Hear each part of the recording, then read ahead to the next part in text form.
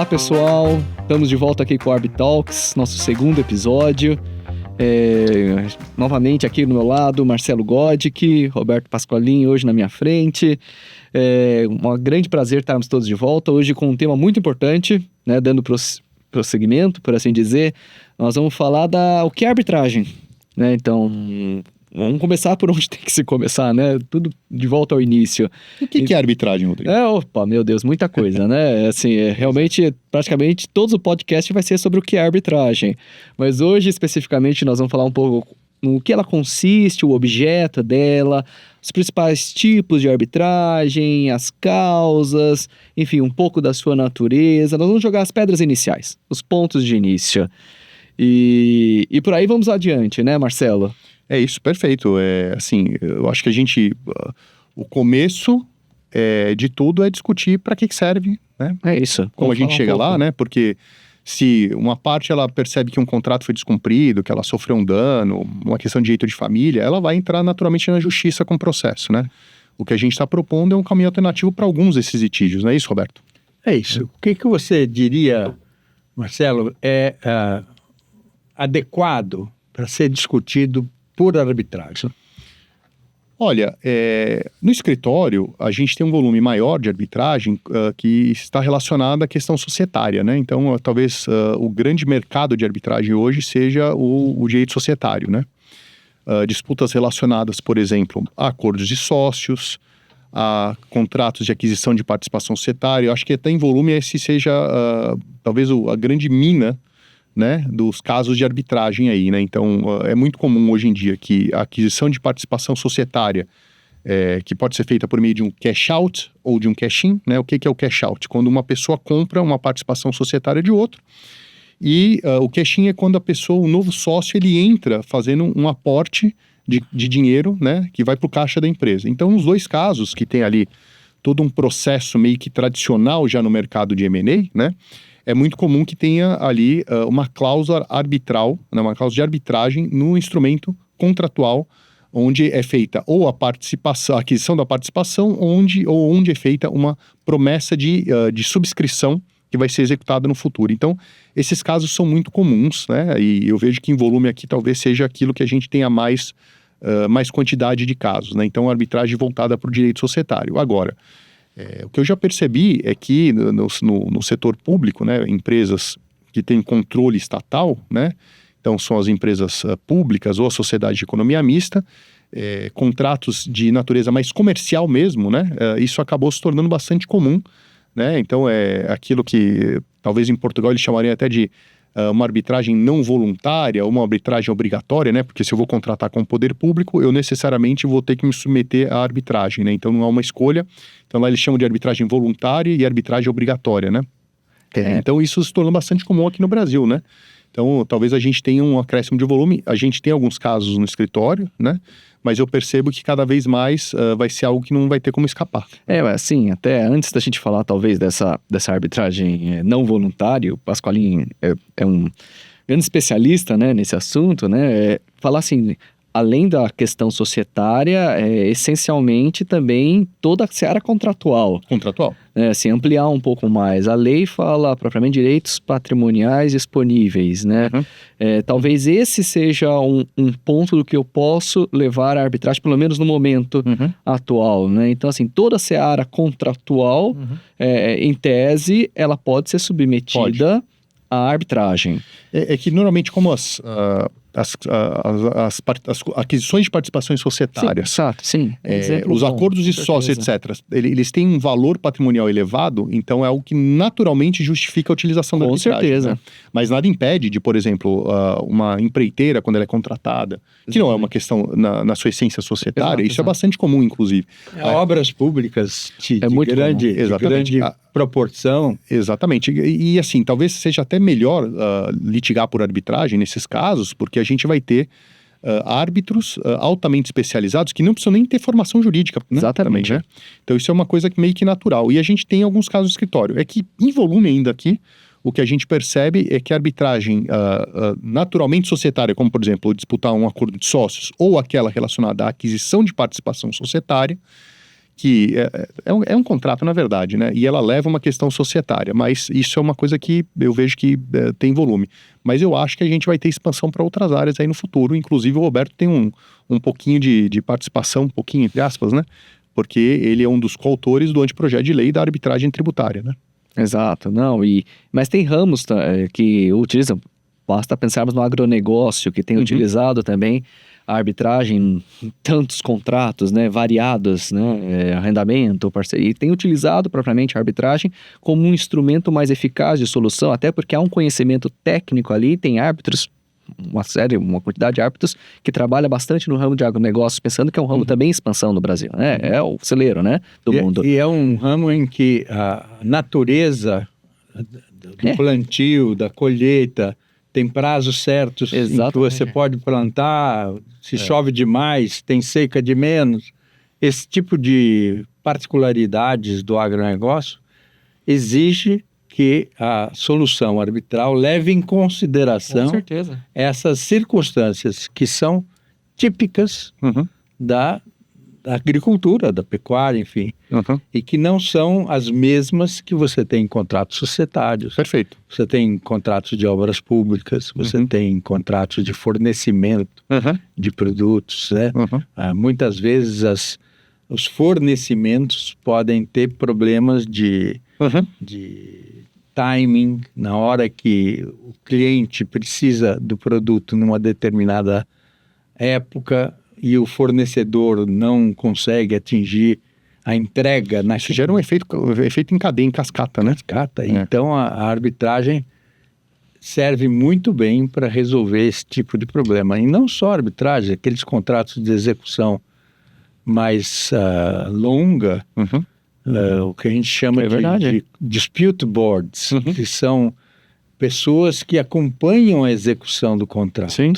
E como a execução de contrato pode ter eventualmente um descumprimento, que seja, e o dispute board se antecipa para resolver aquele descumprimento diretamente entre as partes e não precisa sequer chegar à arbitragem, né, Marcelo? E até pela natureza sigilosa, logicamente que não é da essência, a arbitragem precisa ser sigilosa? Não, mas ela comumente é, né? Sim.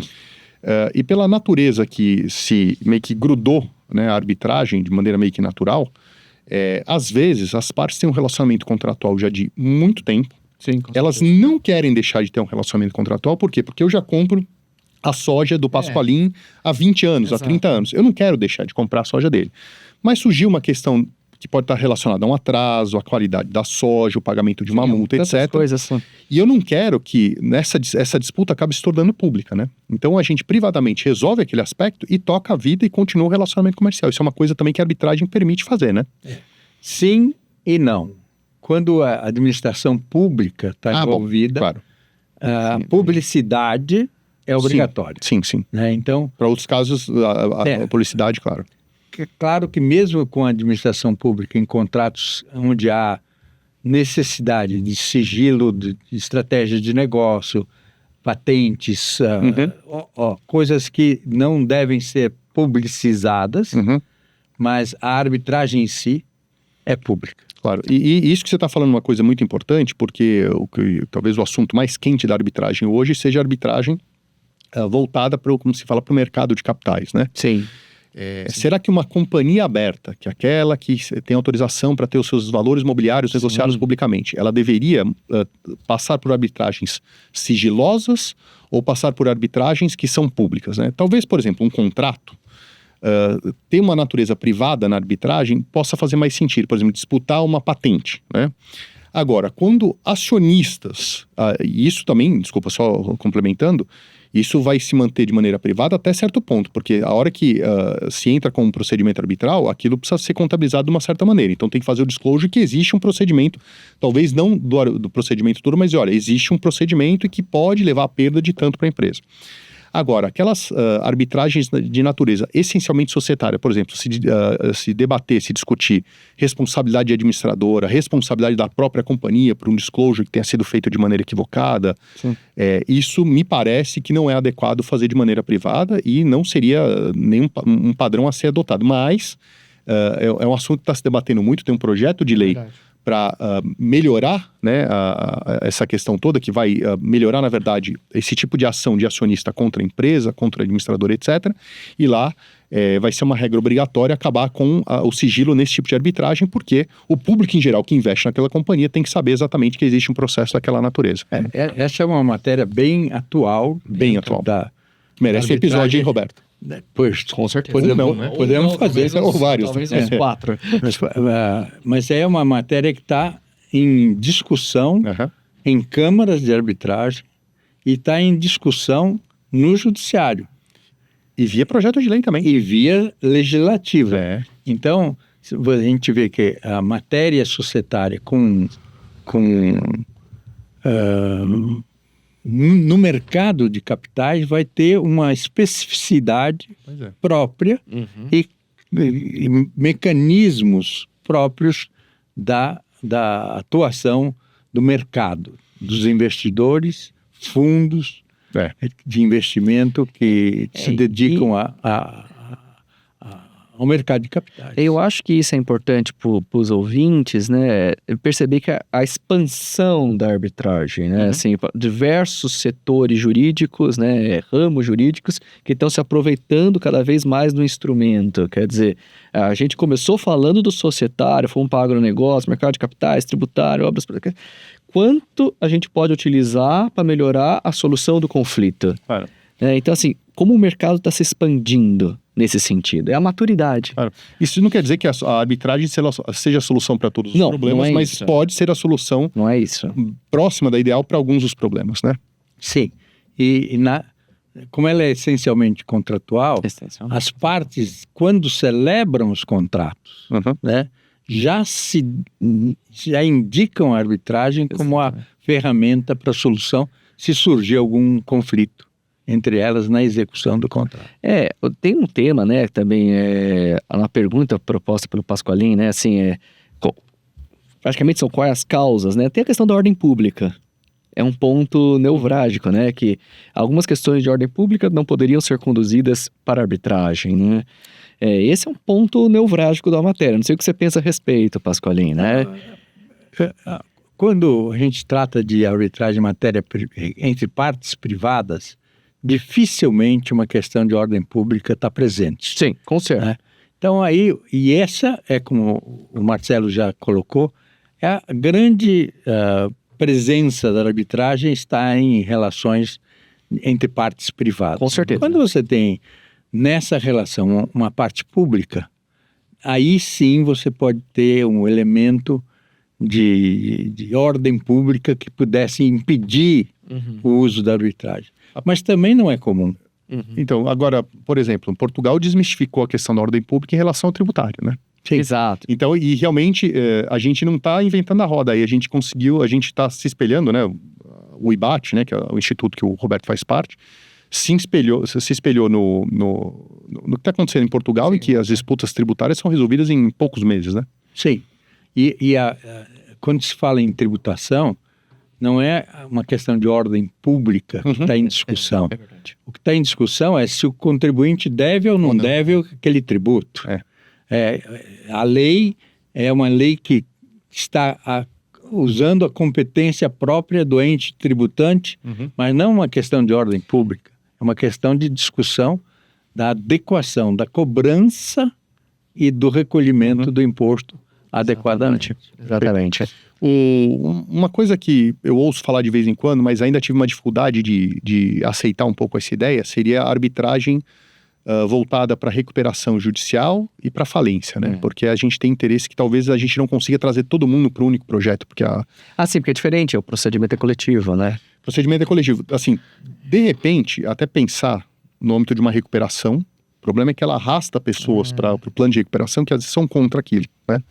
Agora, a falência, eu não sei, assim, eu particularmente acho que a gente vai ter uma dificuldade natural aí nesse caso, né? Onde a arbitragem é adequada nessa matéria falimentar ou de recuperação judicial, é quando a empresa que se vale do procedimento falimentar ou da recuperação judicial, em geral, primeiro a recuperação Sim. judicial, ela tem algum conflito submetido antecipadamente à arbitragem. Isso pode acontecer, isso é bastante E isso comum. acontece e até a definição daquele conflito por arbitragem comum. que gere um valor a ser incluído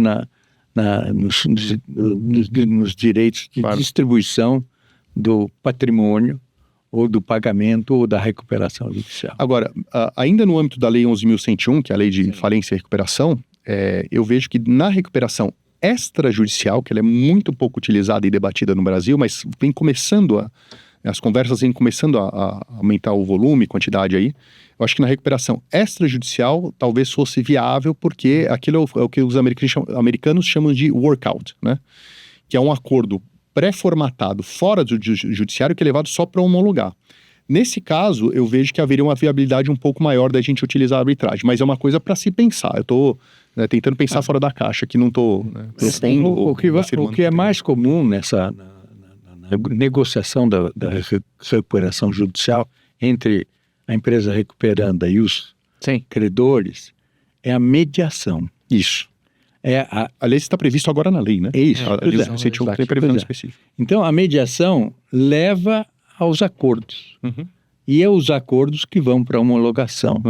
Mas, quando o acordo é descumprido, aí o caminho é arbitrário. Isso é interessante. Queria colocar mais um tema ainda de causas adequadas que a gente já tem visto, né, na seara trabalhista. Ainda não chegamos lá, né, mas estamos chegando, né, quer dizer, alguns, mudando já totalmente a pauta, né, alguns grandes executivos, eles são contratados e tem uma cláusula já determinando a arbitragem. E que tem sido, assim, às vezes objetos de crítica na contratação dos executivos, mas isso já tem acontecido, Ou seja, não é aquele trabalhador típico que tem toda a função, não, estamos falando toda a cara de empregado tradicional, né? A gente está falando de uma pessoa que está no meio do caminho entre ser o empregado e ser o controlador, né? Sei lá. Não é nem o controlador, mas é o administrador, o isso, CEO, isso, exatamente. São empregados, recebem salário, mas de um nível mais elevado e não de chão de fábrica. Exatamente. Será que seria legítima essa arbitragem para ele, né? E a mudança da CLT foi dada com esse foco. A contratação trabalhista dos empregados que tem uma remuneração mais elevada. Eu, pessoalmente, não sei se é exatamente isso que deveria ser feito. Muitas vezes o chão de fábrica tem problemas que podem ser conduzidos talvez pelo sindicato ou por associação dos funcionários e que poderiam ser levadas à arbitragem também. Mas não é o que nós temos na lei. Não é o que temos. E por fim, só para colocar também em debate aqui, né? Eu vejo que uma coisa que a gente poderia pensar é a arbitragem ser utilizada no âmbito do Código de Defesa do Consumidor, né? Que algumas pessoas são contra, outras pessoas são a favor, enfim, né? E agora, talvez uma grande novidade que veio da Europa para o Brasil, que é a proteção de dados, né? Que isso abrange muita gente, que tem similitudes com a proteção do consumidor, né? Se isso também poderia ser objeto de arbitragem ou não, né? Então existem essas possibilidades também. E paralelamente a isso, Marcelo e Rodrigo, você tem franquia. Franquia é uma relação contratual isso é bastante em que o franqueador ele tem um superpoder, vamos dizer, em relação ao franqueado, que é mais, geralmente, é hipossuficiente. É mais frágil. E aí, nessa hora, a arbitragem serve e serve bem. Serve bem, toda a razão. Roberto, queria fazer uma pergunta para você. A gente está falando aí das possibilidades de usar arbitragem, etc., mas então a gente tem vários tipos de arbitragem, né? Quer explorar um pouquinho esse assunto? Claro. A arbitragem, por essência, é uma decisão que as partes privadas ou até com a administração pública escolhem a arbitragem para resolver eventuais conflitos que surgem entre elas. Quem resolve? Quem resolve são árbitros escolhidos pelas partes e processadas de duas formas. ou em câmaras, institucionalmente. A lei prevê instituições arbitrais que administram a arbitragem. E por isso que ela é chamada de arbitragem institucional, né? É por isso mesmo. Ou as partes podem resolver fazer arbitragem sem o uso de uma câmara institucional. Podem escolher o árbitro ou os árbitros e eles fazem o que a gente chama de uma arbitragem ad hoc. Então é uma arbitragem feita pelos árbitros ou pelo árbitro único com as partes. E eles entre si definem qual é o procedimento que vai ser realizado. Essa aí é através de quem a administração da arbitragem e a atuação dos árbitros acontece.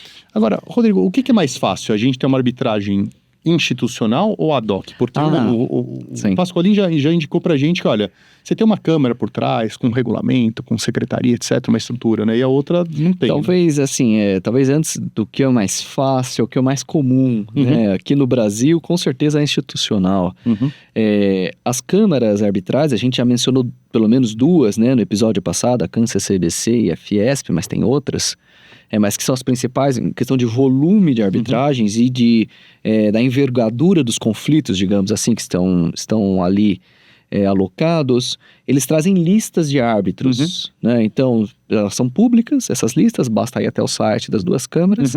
E é um conjunto de pessoas que foram aprovadas pela administração das câmaras e pelos conselhos e que são considerados parte da lista de árbitros. Ou seja, as partes podem indicar as câmaras e, eventualmente, dizer que precisam pertencer a essa lista ou não. Não há necessidade de que pertençam à lista. Às vezes você pode indicar só a câmara e não pertencer à lista de árbitros, né? Nisso a arbitragem se molda. É muito mais comum no Brasil esse tipo de procedimento. Até porque as câmaras, elas têm uma secretaria, né? O Pasqualin falou da importância da secretaria, né? No episódio passado, elas são vitais, né? Até tem pessoas que fazem carreira dentro da secretaria das câmaras, e depois se tornam árbitros, etc. Assim, já tem uma estrutura por trás de apoio para o futuro tribunal arbitral. Então, isso auxilia muito. Né? Nas arbitragens, por exemplo, ad hoc, né? Existem, por exemplo, algumas câmaras que não têm lista, né? Um caso clássico, nós temos a CCI de Paris, muitas vezes a maioria são ad hoc, a indicação, né? A Damchan também tem lista. Então, as partes indicam os nomes e muitas vezes o próprio tribunal, nesses casos, indica um secretário para atuar junto com o tribunal para auxiliar o dia a dia. Então, aí existe, às vezes, muito mais o tribunal se estruturar na secretaria para aquele andamento, principalmente o presidente. Então, assim, realmente, no Brasil, a institucional tem funcionado melhor, mas eu penso que em Portugal, que você tem maior experiência, é o contrário, né? Lá existe uma quantidade de arbitragem ad hoc, que é muito maior. É o contrário. Às vezes eles até usam a câmara, isso que é curioso, eles usam a estrutura da câmara, mas eles chamam de arbitragem ad hoc. Mas eles falam, e reiteradamente lá, a arbitragem ad hoc acaba tendo um volume maior. Né? São modelos. O que eu queria destacar também, que a tipologia, né? Você tem arbitragem entre partes privadas, que é como começou a arbitragem desde sempre, né, e que é a mais comumente praticada, contratos entre partes privadas, e você tem arbitragem entre parte privada e administração pública, né, quando a administração pública contrata partes privadas para fornecimento, para construção de obra, para PPPs, enfim, todas essas modalidades em que a administração pública aparece como parte, tanto quanto a parte privada. Essa é a arbitragem clássica com a administração pública. E você tem a possibilidade, e isso depende ainda de lei, de ter a administração pública como parte em arbitragem tributária, ela parte e a outra parte o contribuinte para discussão de matéria tributária. Perfeito. Bom, pessoal, isso era o que a gente tinha para falar agora nesse segundo episódio e a gente volta no próximo episódio com mais assuntos muito interessantes sobre arbitragem. Até lá, obrigado Pasqualin, obrigado Rodrigo. Imagina, seguimos. Prazer.